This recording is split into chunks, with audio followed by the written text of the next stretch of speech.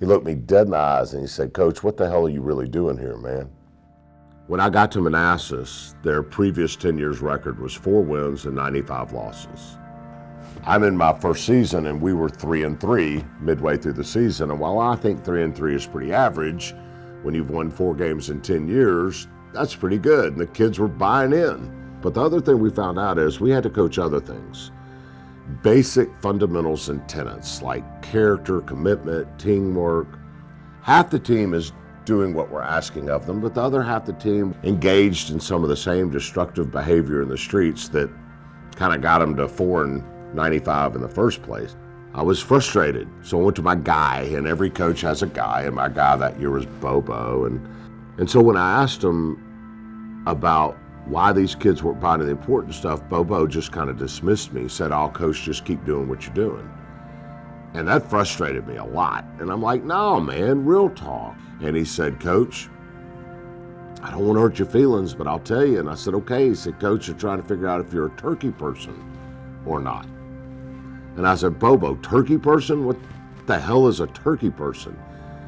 He's like, "Coach, every Thanksgiving and Christmas, people come into our neighborhoods and they give us hams and gifts and turkeys, and we take them because we ain't got none. But then they leave and we never see them again."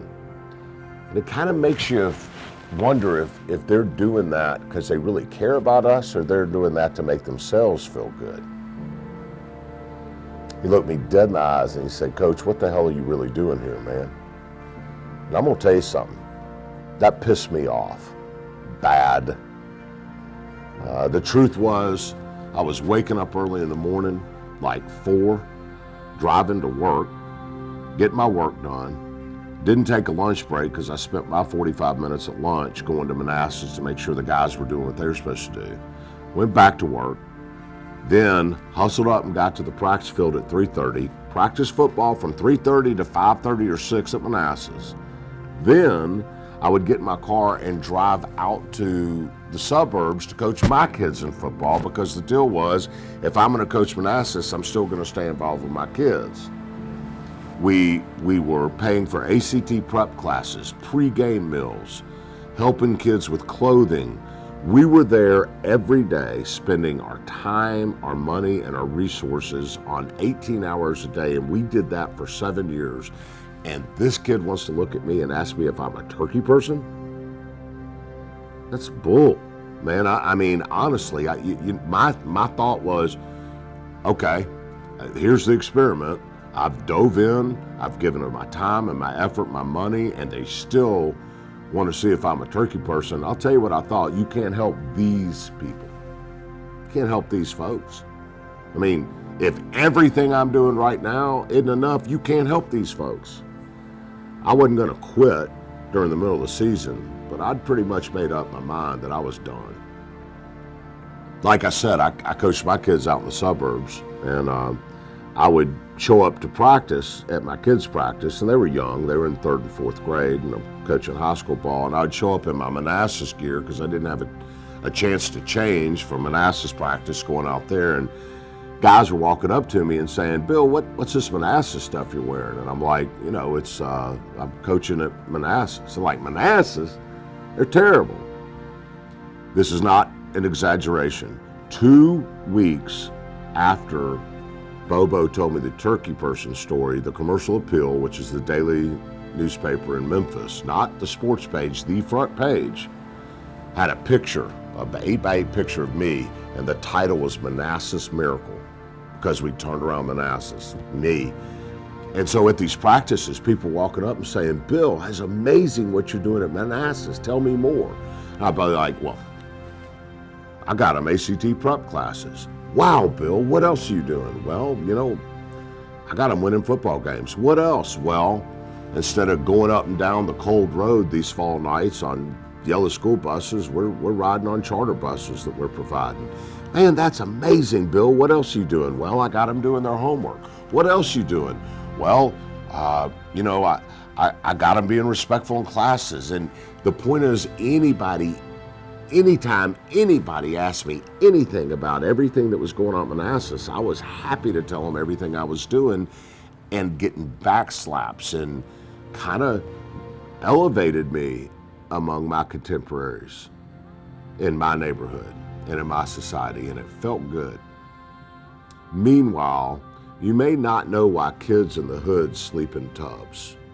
And it's because most of the homes are old and the tubs are cast iron. And the reason people lay their children and babies down to sleep in the tubs at night is because if there's a drive-by shooting, they'll survive the night. Many of these kids didn't know where the next meal was coming from. Many of these kids were doing homework for the first time in their lives, and their friends were calling them chumps. Many kids were getting called sellouts because at Manassas, all the players, all the students are African American, and I was white. And it's like, man, this white guy ain't got nothing for you, man. What you doing hanging around with this white coach? And these kids, to be part of one positive thing in their life, fought their own friends, some of their own cultural differences, started doing things that other people saw them as chumps for doing. They were getting beaten out of gangs to be able to be part of the football team. They were doing all of these things and starting to the first time in their life be part of anything that had a positive winning thing. And anytime anybody asked me about Manassas, I was all too happy to tell them everything I was doing.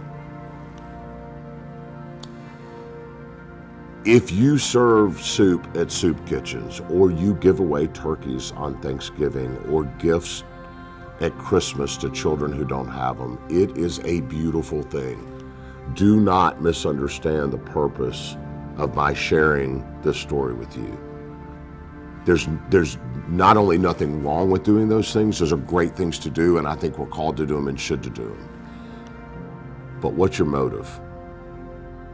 What's your motive? Are you doing it because it makes you feel good?